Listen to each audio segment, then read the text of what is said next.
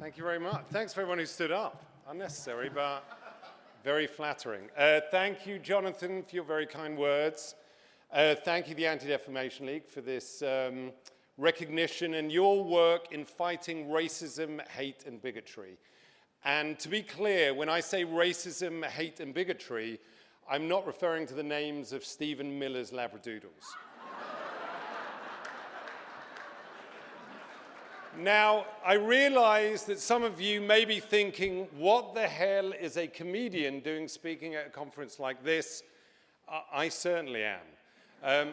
I've spent most of the past 2 decades in character. In fact, this is the first ever time that I've stood up and given a speech as my least popular character, Sacha Baron Cohen. And I have to confess, it is terrifying. I realize that my presence here may also be unexpected for another reason. At times, some critics have said my comedy risks reinforcing old stereotypes. The truth is, I've been passionate about challenging bigotry and intolerance throughout my life. As a teenager in England, I marched against the fascist National Front and to abolish apartheid. As an undergraduate, I traveled around America and wrote my thesis about the civil rights movement with the help of the archives of the ADL. And as a comedian, I've tried to use my characters to get people to let down their guard and reveal what they actually believe, including their own prejudice. Now, I'm not going to claim that everything I've done has been for a higher purpose. Yes, some of my comedy, okay, probably half my comedy has been absolutely juvenile. And the other half completely puerile. But I admit there was nothing particularly enlightening about me as Borat from Kazakhstan, the first fake news journalist, running through a conference of mortgage brokers while I was completely naked. But when Borat was able to get an entire bar in Arizona to sing, "Throw the Jew down the well," it did reveal people's indifference to anti-Semitism. When, as Bruno, the gay fashion reporter from Austria, I started kissing a man in a cage fight in Arkansas, nearly starting a riot, it showed the violent potential of homophobia. And when disguised as an ultra-woke developer, I proposed building a mosque in one rural community, prompting a resident to proudly admit, "I am racist against Muslims," it showed the growing acceptance of Islamophobia. That's why I really appreciate the opportunity to be here with you. Today, around the world, demagogues appeal to our worst instincts. Conspiracy theories, once confined to the fringe, are going mainstream. It's as if the age of reason, the era of evidential argument, is ending, and now knowledge is increasingly delegitimized and scientific consensus is dismissed. Democracy, which depends on shared truths, is in retreat, and autocracy, which depends on shared lies, is on the march. Hate crimes are surging, as are murderous attacks on religious and ethnic minorities. Now, what do all these dangerous trends have in common? I'm just a comedian and an actor, I'm not a scholar, but one thing is pretty clear to me. All this hate and violence is being facilitated by a handful of internet companies that amount to the greatest propaganda machine in history. The greatest propaganda machine in history. Let's think about it. Facebook, YouTube, and Google, Twitter, and others, they reach billions of people. The algorithms these platforms depend on deliberately amplify the type of content that keeps users engaged. Stories that appeal to our baser instincts and that trigger outrage and fear. It's why YouTube recommended videos by the conspiracist Alex Jones billions of times. It's why fake news outperforms real news, because studies show that lies spread faster than truth. And it's no surprise that the greatest propaganda machine in history has spread the oldest conspiracy theory in history, the lie that Jews are somehow dangerous. As one headline put it, just think what Goebbels could have done with Facebook. On the internet, everything can appear equally legitimate. Breitbart resembles the BBC. The fictitious protocols of the Elders of Zion look as valid as an ADL report, and the rantings of a lunatic seem as credible as the findings of a Nobel Prize winner. We have lost, it seems, a shared sense of basic facts upon which democracy depends. When I, as the wannabe gangster Ali G, asked the astronaut Buzz Aldrin, what was it like to walk on the sun? The joke worked because we, the audience, shared the same facts. If you believe the moon landing was a hoax, the joke doesn't work. When Borat got that bar in Arizona to agree that Jews control everybody's money and they never give it back, the joke worked because the audience shared the fact that the depiction of Jews as miserly is a conspiracy theory originating in the Middle Ages. But when, thanks to social media, conspiracies take hold, it is easier for hate groups to recruit, easier for foreign intelligence agencies to interfere in our elections, and easier for a country like Myanmar to commit genocide against the Rohingya.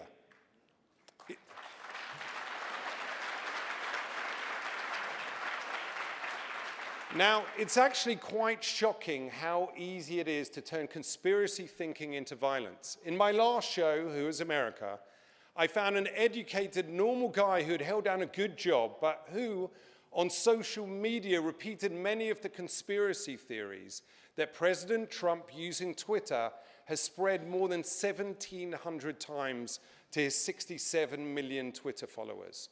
The president even tweeted that he was considering designating Antifa, who are anti-fascists who march against the far right, as a terror organization. So, disguised as an Israeli anti-terrorism expert, Colonel Eran Morad, yalla, let's go. Disguised as him, I told my interviewee that at the Women's March in San Francisco, Antifa were plotting to put hormones into babies' diapers in order to make them transgender. And this man believed it. I instructed him to plant small devices on 3 innocent people at the march and explained that when he pushed a button, he'd trigger an explosion that would kill them all. They weren't real explosives, of course, but he thought they were. I wanted to see, would he actually do it? The answer was yes. He pushed the button and thought he had actually killed 3 human beings. Voltaire was right when he said, those who can make you believe absurdities can make you commit atrocities. And social media lets authoritarians push absurdities to billions of people. Now, in their defense, these social media companies have taken some steps to reduce hate and conspiracies on their platforms, but these steps have been mainly superficial. And I'm talking about this today because I believe that our pluralistic democracies are on a precipice, and then the next 12 months and the role of social media could be determinant. Now, British voters will go to the polls while online conspiracists promote the despicable theory of the Great Replacement, that white Christians are being deliberately replaced by Muslim immigrants. Americans will vote for president while trolls and bots perpetuate the disgusting lie of a Hispanic invasion. And after years of YouTube videos calling climate change a hoax, the United States is on track a year from now to formally withdraw from the Paris Accords. A sewer of bigotry and vile conspiracy theories that threaten our democracy and to some degree our planet. This can't possibly be what the creators of the internet had in mind. I believe that it's time for a fundamental rethink of social media and how it spreads hate, conspiracies, and lies.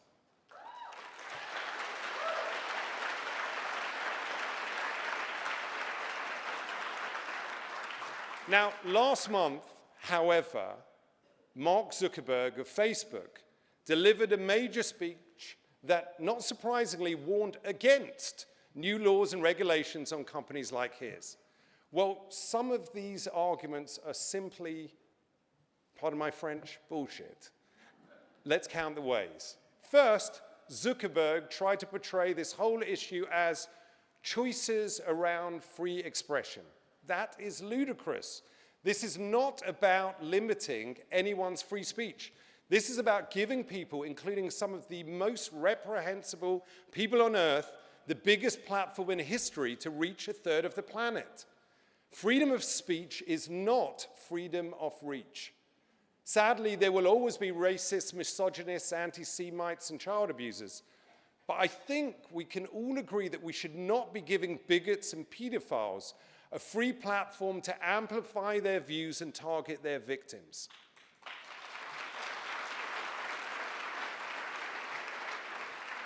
Second, Mark Zuckerberg claimed that new limits on what's posted on social media would be to pull back on free expression. This is utter nonsense. The First Amendment says that, and I quote, "Congress shall make no law abridging freedom of speech." However, this does not apply to private businesses like Facebook. We're not asking these companies to determine the boundaries of free speech across society. We just want them to be responsible on their platforms. Now, if a neo-Nazi comes goose-stepping into a restaurant and starts threatening other customers and saying he wants to kill Jews, would the owner of the restaurant, a private business, be required to serve him an elegant 8-course meal? Of course not. The restaurant owner has every legal right, and indeed, I would argue, a moral obligation to kick that Nazi out. And so do these internet companies.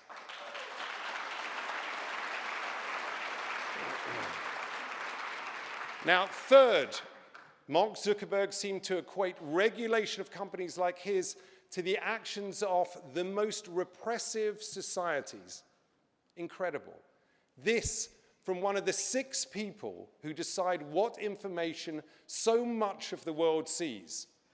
Zuckerberg at Facebook, Sundar Pichai at Google, at its parent company, Alphabet, Larry Page and Sergey Brin, Brin's ex-sister-in-law, Susan Wojcicki at YouTube, and Jack Dorsey at Twitter. The Silicon Six. All billionaires, all Americans who care more about boosting their share price than about protecting democracy.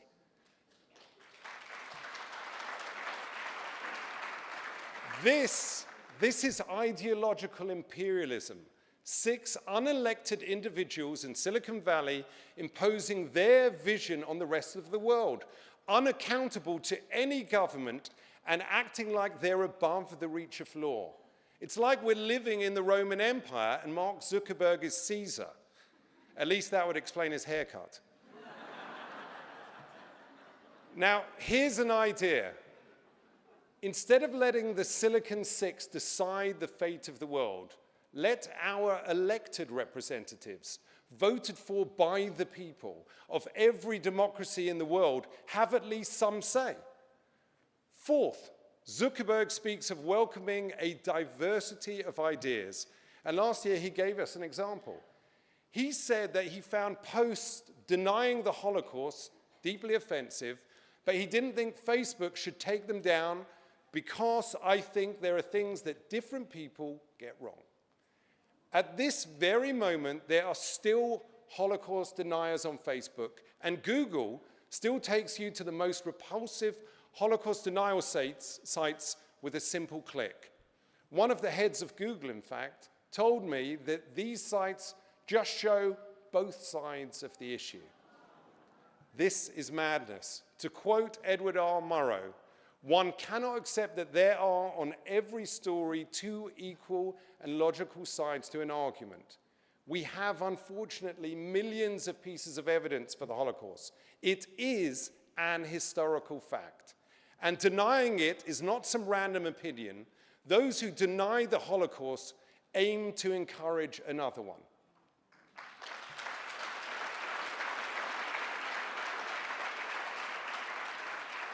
Still, Zuckerberg says that people should decide what is credible, not tech companies. But at a time when 2/3 of millennials say that they haven't even heard of Auschwitz, how are they supposed to know what's credible? How are they supposed to know that the lie is a lie? There is such a thing as objective truth. Facts do exist. And if these internet companies really want to make a difference, they should hire enough monitors to actually monitor, work closely with groups like the ADL and the NAACP, insist on facts, and purge these lies and conspiracies from their platforms.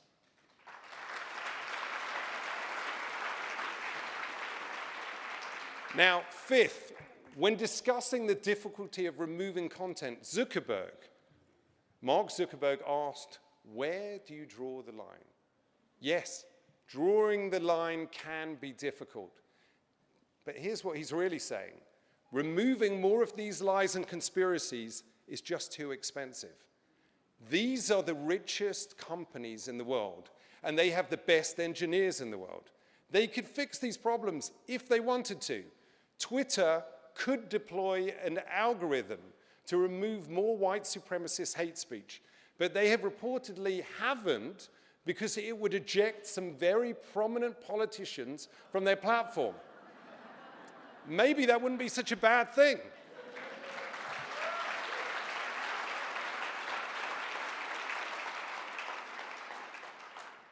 The truth is, these companies won't fundamentally change because their entire business model relies on generating more engagement, and nothing generates more engagement than lies, fear, and outrage.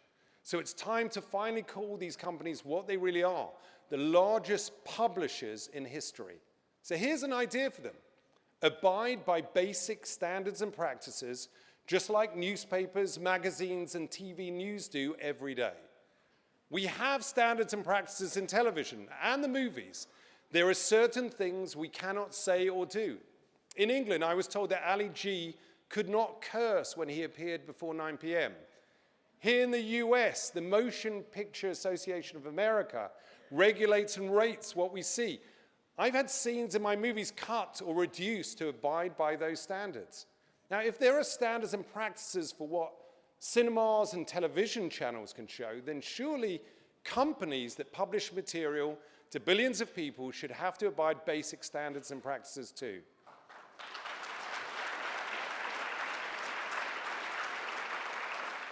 Take the issue of political ads, on which Facebook have been resolute. Fortunately, Twitter finally banned them. And Google, today I read, is making changes too.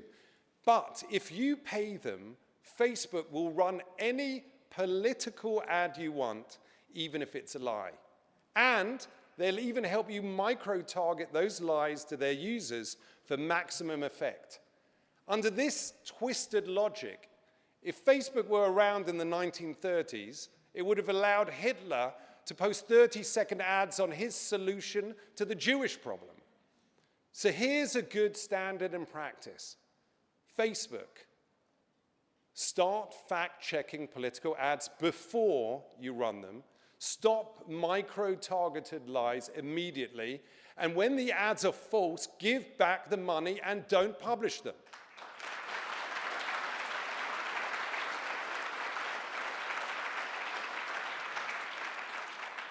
Here's another good practice. Slow down. Every single post does not need to be published immediately.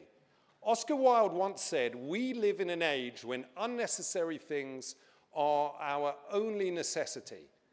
But let me ask you, is having every thought or video posted instantly online, even if it's racist or criminal or murderous, really a necessity? Of course not. The shooter who massacred Muslims in New Zealand live-streamed his atrocity on Facebook, where it then spread across the internet and was viewed likely millions of times. It was a snuff film brought to you by social media. Why can't we have more of a delay so that this trauma-inducing filth can be caught and stopped before it's posted in the first place?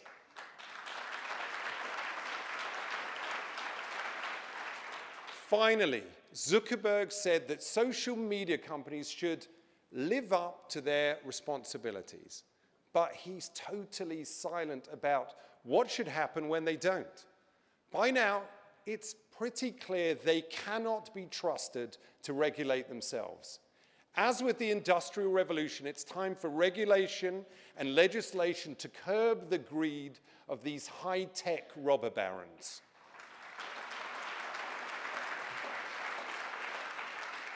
In every other industry, a company can be held liable when their product is defective. When engines explode or seatbelts malfunction, car companies recall tens of thousands of vehicles at a cost of billions of dollars. It only seems fair to say to Facebook, YouTube, and Twitter, your product is defective. You are obliged to fix it, no matter how much it costs and no matter how many moderators you need to employ.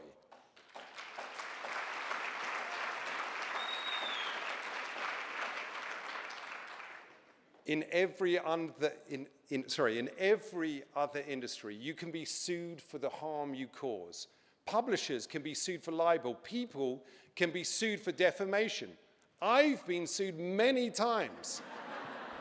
I'm being sued right now by someone whose name I won't mention because he might sue me again. But social media companies are largely protected from liability for the content their users post, no matter how indecent it is, by Section 230 of, get ready for it, the Communications Decency Act. It's absurd.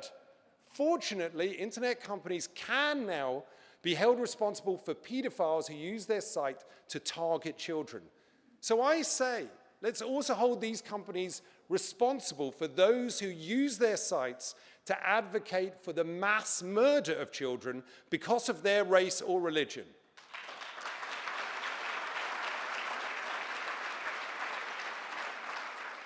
And maybe fines are not enough. Maybe it's time to tell Mark Zuckerberg and the CEOs of these companies, you already allowed one foreign power to interfere in our elections. You already facilitated one genocide in Myanmar. Do it again and you go to jail.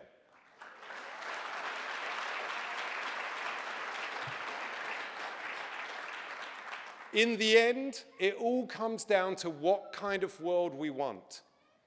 In his speech, Zuckerberg said that one of his main goals is to uphold as wide a definition of freedom of expression as possible. It sounds good. Yet our freedoms are not only an end in themselves, they're also the means to another end. As you say here in the US, the right to life, liberty, and the pursuit of happiness. But today these rights are threatened by hate, conspiracies, and lies. So allow me to leave you with a suggestion for a different aim for society. The ultimate aim of society should be to make sure that people are not targeted, not harassed, and not murdered because of who they are, where they come from, who they love, or how they pray.